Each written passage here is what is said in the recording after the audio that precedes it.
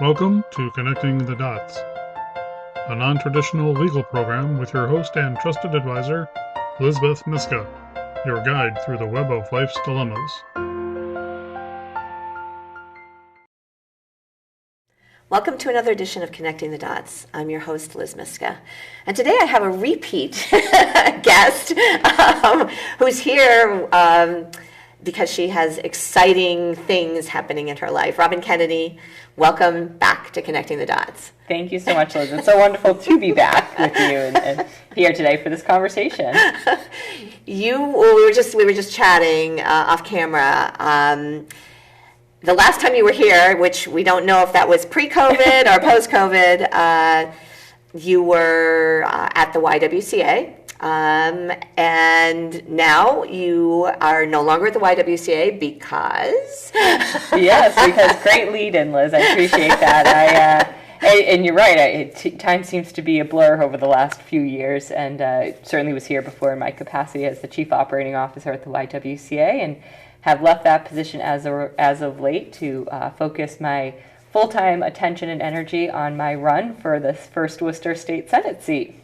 Awesome. Because Harriet Chandler Yes. is retiring after yeoman's or yeowoman's Yes. work. Absolutely. I mean, she has just been an incredible champion for women, for families, for our entire community, and it's certainly a big loss for our district to see her go, but I'm certainly hoping and looking forward to filling her shoes and continuing on the legacy of her phenomenal leadership. And I know from the past when I've interviewed you, you have how should I call this? Not a legacy, but you've whetted your teeth on. There's the teeth reference. Sorry, you've whetted your teeth on politics for a long time. So again, if memory serves and correct me, Assumption. Yes. You went to Assumption, yes, okay. My undergrad. And I think there was an educational component there, but then you decided not going into teaching, and I don't know if it was an internship. Wow, you have great memory, Liz. Maybe you're better than me in terms of that. That's so certainly. And you're absolutely right. You're absolutely right. We'll tippy toe back there, and then bring us up to date. Absolutely, and you were right on the money there. I did go to school. I did get a degree in elementary and secondary education. Was planning to be a teacher, but the way the program works at Assumption College, or worked at the time, your second semester senior year, you're in the classroom full-time. You finish up your coursework by the fall of your senior year and spend the second semester full-time in the classroom. However, the fall of my senior year, I had gotten much more involved in local politics and state politics. I was working on the campaign of Shannon O'Brien, running for governor that year, and during the course of that campaign, I was offered an internship with Congressman McGovern for the spring semester. So I ultimately decided that seemed to be where more my heart was directing me at the time, was towards politics and government. And so I dropped my concentration in education, brought that down to a minor, and decided to also minor in political science, and took on the internship that spring. Wow. And from there, it was a straight trajectory into government. Yeah. I actually spent a couple years right after college working as the children's advocate at the YWCA Daybreak Shelter for battered women and families, and which is just an incredible experience that really guided my work in policy focus in the years ahead, not only about the needs to address the deficiencies in our system to better serve survivors of domestic violence, but also the ancillary impacts that survivors are facing, whether it's job security, whether it's housing instability. So I really spent the next several years working on those issues directly. After leaving, I actually left working at that shelter to go work on the re-election campaign of Congressman Jim McGovern, who was running alongside his chief of staff at the time, Ed Augustus, who was running for state senate. So I worked on the campaign for both of them, and fortunately both won. And divided loyalties there. Exactly. And I was very fortunate. Ed took me to Boston with him as part of his team in the state senate. So I worked as both his constituent services aide as well as a legislative aide, working on some policy issues. I I did that for 2 years until Deval Patrick and Tim Murray were elected as governor and lieutenant governor in 2006, and went into office in 2007, and spent a year working for the governor in his office, and then 6 years working directly for the lieutenant governor as his policy advisor and deputy chief of staff. So really getting to work on local issues as well as statewide policy issues. And I spent the last 3 years of my time in state government at the Executive Office of Health and Human Services, working for the secretary on several statewide programs and grant and policy initiatives. So, and then 2016 happened, and I decided to take a little break from government into the moment, and came back into the community and went to work at the YWCA. Wow. But it sounds like it, after Assumption and that pivot, or that swivel, maybe it was a swivel, right? It was a swivel.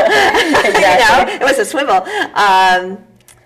That politics and helping the community is like dovetails very nicely for you. It's in your lifeblood. Absolutely. It really truly is. And, it's, I have had the opportunity, I think I say now, every summer since I was in college, so throughout my adult life, I've worked on at least one campaign as a volunteer, as a campaign manager, working, door knocking, working on multiple campaigns on some summers. And, I've never been a candidate before, so I'm definitely learning what the lens is truly like from the seat of the candidate for the first time. But certainly, it is, politics should be about people, and it should be about our community, particularly nowadays, nationally, where there's so much anger and angst, frustration. And, I know it, I feel it here at the local level. I know voters feel it as well.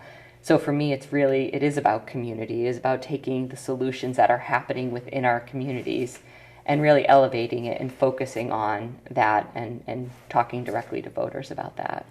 So as a candidate, what are you hearing? I mean, other than people saying, "Oh, we're going to hell in a handbasket," or I mean, the typical things are: is there any theme that you can hit upon that you, or an echo from what you're experiencing during this campaign process? Absolutely. And our campaign has been all about knocking doors, talking directly to voters on their doorsteps. I myself have knocked over 5,000 doors. My campaign is well over 8,000 collectively, as with all of our volunteers. And we are starting to see, and it's not just Worcester. We're in 5 different towns as well: West Boylston, Berlin, Bolton, and Northborough. And a couple themes I'm hearing, which certainly resonates as I'm talking to voters, is that voters are looking for someone new. They're looking for new energy. They're looking for new perspectives. Certainly the legacy of Senator Chandler, not only as the first woman who went to the state Senate from the city, from our delegation, but certainly the champion she has been for women and for families over the years. I hear a lot of folks, particularly women, that talk about the importance of that. Simultaneously, we had the number of women in the legislatures going down. It was at a high of 32%. It's now back down to 30%. So I definitely hear that as I'm talking to a lot of voters. But in terms of issues that voters are talking about, housing is something that is on everybody's mind. And whether I'm talking to renters in Worcester who have seen their rents just skyrocket, and they're hanging on by their nails to be able to stay housed where they are, to even as I'm out in the towns, it's really striking to me how many households I encounter in each of the communities where you see 20 and 30-something-year-old children living at home again with their 50 and 60-year-old parents. And sometimes, as I'm having these conversations, sometimes it's about caring for their parents or, to be able to save up or whatever the case may be. But more often than not, I hear from these, folks, especially in the communities, is that they can't afford to buy a home in the community they grew up in, and there's very few rental opportunities, so they're really living back at home out of necessity. And again, there's a multitude of ways in which we can solve these issues. We have to be deliberate, we have to be attentive. When we look at the fact that in Worcester we've put up thousands of units of market rate housing, where only a very small percentage of that is affordable or even workforce housing. We need to be paying more attention to that, and we need to be more deliberate. We also have to look at investing in new first-time home buyer programs, so some of the folks in the communities can afford, as recent college graduates, to be able to invest in purchasing a home and being able to build up their assets. So there's a whole lot of strategies, but that's definitely something that I hear time and time again in the communities. What about because COVID, I think, as we all know, it exposed so many ills, but the mental health crisis, because I'm thinking that people, when their job went away, then Sure. they became depressed and despondent, and then if their job ever reappeared, they just weren't incapable of doing that, and then the bills started mounting, and then, they're that much closer to, well, maybe the landlord will be, or maybe the lender will be, sympathetic to me, not so much. Right. Do you? I would imagine that's very prevalent here in Worcester. But what about in the communities, or is it so well hidden? And I mean, I'm also thinking, and again, I'm just speculating here, but elderly people who literally are on fixed incomes, and maybe they took out a home equity mortgage and are being scammed, and again, there's just so many things that are not apparent to the eye. Absolutely. Have you encountered any of those kinds of issues, or are the voters that you're encountering? What's your sense of that? I guess. Yeah, I don't know if there's an undercurrent. There's an undercurrent. Mental health, I think, is just, there's such an undercurrent of that, and it may not be at the forefront, but it's kind of like springing up in different, Sure. Well, and it's certainly tied to, my number one priority, the number one thing I want to focus on, and it's both from my time in the state and understanding the legislative process and understanding the relationship between the legislature and the executive branch agencies, as well as really my time working at the YWCA, particularly over the last several years through the pandemic. The YWCA has an early education and care program. We have transitional housing programs, domestic violence services. And none of our services, I always take a moment to give out a shout out to the phenomenal team at the YWCA who showed up day in and day out of the pandemic, continuously amending their practices, adopting new safety procedures and protocols to keep themselves and those that they were serving safe.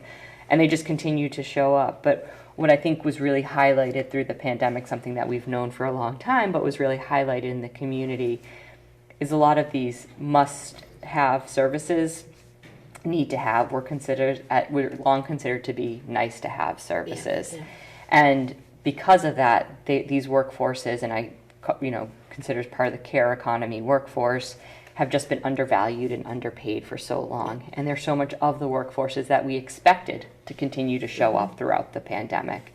And whether that's mental health clinicians, whether that's early education and care teachers, whether that's home health aides, CNAs, and what we've seen and what we're starting to feel the real impact of in our community is the loss of those workforces, because many folks rightfully so realize you're asking me to do a whole lot, put my family at risk to care for the community, and you're not paying me what I'm valued to be paid for doing this work. And so my number one priority is investing in these workforces as we simultaneously expand affordable access to these services, whether it's making universal pre-K a reality, whether it's making sure that our insurance is covering home health care.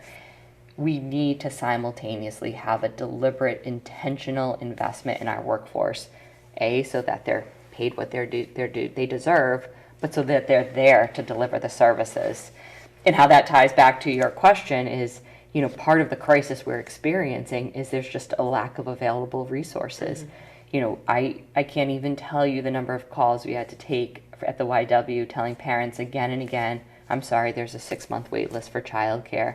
I'm sorry, and hearing, the tears and the frustration in the parents' voice saying, how am I going to go back to work what am I going to do? Right. if there's no childcare, if there's no safe and quality childcare available? Seven Hills, the largest mental health provider, has, as of last conversation, so it might have changed slightly, over 700 vacancies. many of those being clinicians. So there's therefore long waiting list for clinicians in the community. And so, and home health aides, that's one of the conversations I've had a lot on the doors as I'm talking to older residents who desperately want to be able to age at home. But if they're fortunate enough to have insurance that covers home health care, which is a big if right now, unfortunately, they can barely fill half the hours because there's just no aides available. And so they're talking about not only is the cost of housing a problem, but to be able to stay safely in their housing is becoming more and more challenging. And so we have to do better, and we can do better. There are strategies there to do better. And so for me, that's really the perspective and the energy and the focus so that we can be supporting, which is what government should do, right? They should be there to support their community. So certainly I think we're seeing more of these long-standing crises, exacerbated by the pandemic, which have led to, job loss, housing loss, other challenges. But that's why it's my number one focus to really bring them back. And you mentioned women issues too, and I would imagine, given the recent Supreme Court decision, reproductive rights as well. And are you seeing that voters are mentioning that, or? Yeah, no, it's I say this all the time. We literally felt the ground shift in the campaign when the draft decision was released. I think that for a lot of folks was really the eye-opening aha moment of, we took this for granted. And I think it's an important point to acknowledge. Senator Chandler in 2018, when she was fighting to get the Roe Act passed, those of us advocating for it actively were still being told, oh, you're crazy. They're never going to overturn Roe. Why are you talking about this? Why are you bringing up this, controversial issue here? It's settled. Why are you making it an issue? And she fought and she got it passed over the veto of the governor, was able to continue to persist to get it passed. At, again, a time where most people thought we were in, settled, territory. Right. And so it's important to talk about that because we need champions that are going to be there fighting for us, not just when it's convenient and when the wave of opinion is in support, exactly. But when it's the ongoing work. And we're still not there. We still, as much safer as we are in Massachusetts, there is so much work that we need to proactively be doing to make sure that transgender and gender nonconforming individuals have access to affirming, comprehensive, affordable reproductive care. The maternal morbidity rates for Black women are 2 times higher than they are for white women. We need to be pro-choice. We need to make sure that we're addressing those health disparities that lead to those disparities in maternal morbidity rates. So I'm glad that there is a focus. It's unfortunate why there's such a focus on this topic right now. But we really have so much more to do. We have a problem pregnancy that for years in our community in Worcester has been deceiving women into false information about their reproductive care. And we have, thanks to Councilor Tu Nguyen, who's brought this up on the City Council floor as of late. I'm so grateful for their election this past November to be part of the team that's raising a lot of these issues. Councilor Tel Hajia, another individual, another councilor who's raising individual issues that we haven't been talking about as a city, because these are all part of having comprehensive, unencumbered body autonomy and basic health care, which is partly reproductive care. So, the weekend after the final Dobbs decision came down, I think, just about everyone I talked to on the doors brought it up in some ways or some way or another. It's interesting. I actually knocked on the door of a woman in Worcester who was friends with Sarah Weddington, who argued the case on behalf of Norma McCreevy of Jane Roe. And so she remembers when she was living in Texas at the time, and she remembers when Sarah came back and they were celebrating the victory of getting Roe v. Wade as precedent. She said, I can't believe I'm here today to see it overturned. Right. 50 years later. I was celebrating with her then. I can't believe I've lived in seeing it being overturned. I talked to a guy a gentleman in his 60s in Northborough that weekend who, I asked him kind of what was on his mind, and he said, are you pro-choice or not? Are you going to support reproductive rights? And I said, absolutely. He said, good, you have my support. That was his issue. Yeah, that was right. So, it is definitely something. That was expected. That is something that certainly is on a lot of folks' minds. And I keep just reminding, we're safer in Massachusetts, but we have a lot of work to do. For some reason, what flitted into my mind was the pretty powerful exhibit that was at the Worcester Historical Museum about women's suffrage. I don't know if you had a chance to see it, but again, the timeline and how fashion. I was thinking in terms of fashion changed over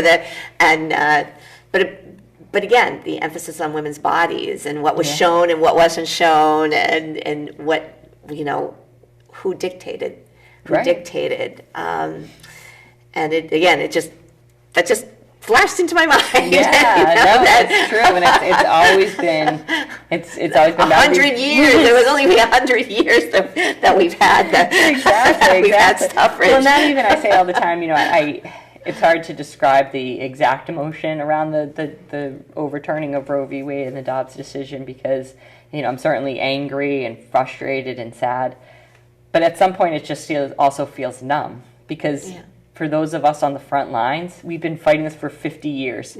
Since I was in college, I was out attending rallies and fighting to protect against the Supreme Court appointees that, even though they maybe said something different to Congress, we knew what their intentions were, right. Fighting against measures across the country that were about chipping away at Roe v. Wade. So, we knew this was what they were working towards ever since Roe went into place. And so for those of us that have been fighting against it, we saw this coming, unfortunately. And so I'm grateful that we also had leaders like Senator Chandler on our side who also saw this coming.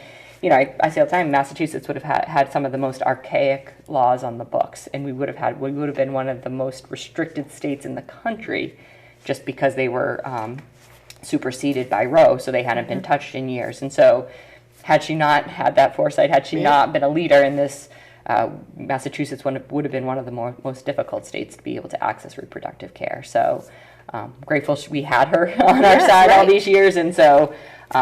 Certainly, I'm really looking to continue that type of leadership. And kudos to you for heralding her as well, because I think candidates, and this is just a generalization on my own part, they trumpet themselves, and they don't reach back and say, how did we get here, and how do I fit into this? How do I fit into this puzzle? And I think that's the position you're taking. That this is a lead up. Well, and I appreciate that. I think we do as women as well, as you just mentioned, the 100 years, and certainly the legacy even before that of, we recognize and appreciate that we stand on the shoulders of these phenomenal women that came before us, that each paved the way. To make it a little bit easier for me to even be running. Right. There was a time in our history when I couldn't even be running for this seat. Right. And so, and that Senator Chandler, who's just retiring now, was the first woman to be elected from this seat. And so it's so incredibly important to acknowledge that so that we can continue that effort. My goal is to make it that much easier for women who are coming up behind to be able to pave their path eventually. And so... I think we can appreciate that as women, of that we are part of this long, history of really making it more equitable for us to have our place in society. Absolutely. What does a typical campaign day look like for you? I'm just curious. Yeah. So we, it's a little bit something new every day, for sure. But most days, today I started out at a standout at 7:30 this morning. Which means you have a sign, right? Yes, exactly. Standing out with a sign. And people are tooting their horns, right? Yes, okay, absolutely. Okay. And then, I'm here with you this morning. In between time, I'm working on filling out some questionnaires for some of the endorsements, some of the organizations, and preparing myself for our first debate, which is coming up this Thursday. Oh, okay. Thank you for letting me know. Yes. Okay. When is that? So it's this Thursday, the 4th. From 6:30 to 8:30, and it's being held. It's actually the Berlin, the Bolton, and the Northborough Democratic Town Committees that have come together to put this on. All right. It's going to be held at 19 Carter, which is actually located at 19 Carter Street in Berlin. Okay. It's a community center out there, so it'll be a good opportunity for Joe and I to have a conversation and talk directly to voters together. I often get in rightfully so in a primary of what's the difference between the two. Right. So this would be a great opportunity for us to each talk about our priorities and our experience and really share with the voters what those differences are and allow them to be able to make a decision based on that. But, you know, the rest of the day is filled with knocking doors and calling friends and family for money to raise money. So that's a big part of my days. But usually I'm spending most of my afternoons and evenings just knocking doors, talking directly to voters. Okay. Or I'm attending house parties or fundraisers. So, if people couldn't get to Berlin, is there going to be a Zoom link, or is it going to be? I don't know. I don't think this one's going to be aired, but there are other debates coming up, which is good. So tell us when. August 22nd. August 22nd. There's going to be a debate that's going to be moderated by Hank Stoltz and Gary Rosen. Okay. Former City Council Gary Rosen, and that will take place at the Willows. I do in not Worcester? Yes. Yep. Okay. Yes, that'll be right in Worcester. I'm hoping it'll at least be on the Talk of the Commonwealth radio program. Okay. But they're definitely, I'll have to get the times to you for that one. And then the 23rd, the next day, there'll be a debate that's going to be hosted by Pathways for Change, League of Women Voters, the NAACP, and I believe a couple other community groups, and that's going to be held at the Unitarian Church on Main Street. Okay, awesome. So I can definitely make sure to get you the dates and times and full information to share with your viewers. Okay. Certainly. Perfect. Well, Robyn, this has been a delightful day. Again, you know, us walking down your memory lane and then bringing you up to the present. But again, kudos for being a champion and for being being willing to stand for your convictions as well, because I'm sure it's sometimes you're like, what am I doing? I didn't think it was going to be like that. Again, the lens when you were helping other people get elected is, I'm sure, completely different from I'm the candidate. Exactly. I had a day off since March, so really, like, looking forward to a weekend. I know, and I'm sure you're dreaming of like, it's over. No, it's not over. I can't. I still have all of these things to do.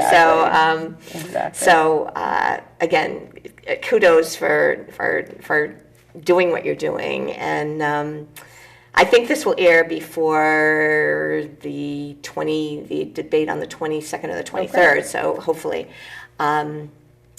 but good luck in the debate this coming week, and again, I'll use the baseball thing. Keep pitching, you know. Absolutely. Again, it sounds like your whole life is, you swiveling to, oh, I could be of help here, I could be of help there, and you could definitely be of help here in as state senator. So thank you. Well, thank you, and thank you for having me on here today, but.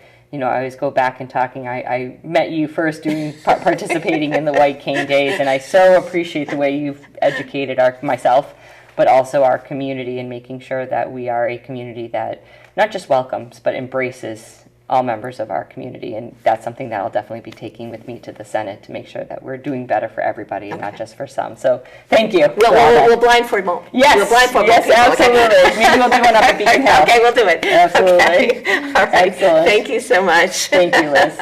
Join me for another edition of Connecting the Dots. Please note that the information provided in this show is not a substitute for consulting with an experienced local attorney and receiving counsel based on the facts and circumstances of a particular transaction. To contact Lizbeth, email her at lizbeth@elizabethlmyska.com or call her office at 508-753-7681. We're online at connectingthedots.lawyer. Executive producers, Lizbeth Myska and Jack Peacock. Producers, John Medberry and Bill Hamilton. A production of Elizabeth L. Myska, JD, LLM, in association with Compliments. For the nurses of VA, it's the great benefits and opportunities for career advancement. It's the respect and professionalism of their colleagues. It's working with the latest technologies.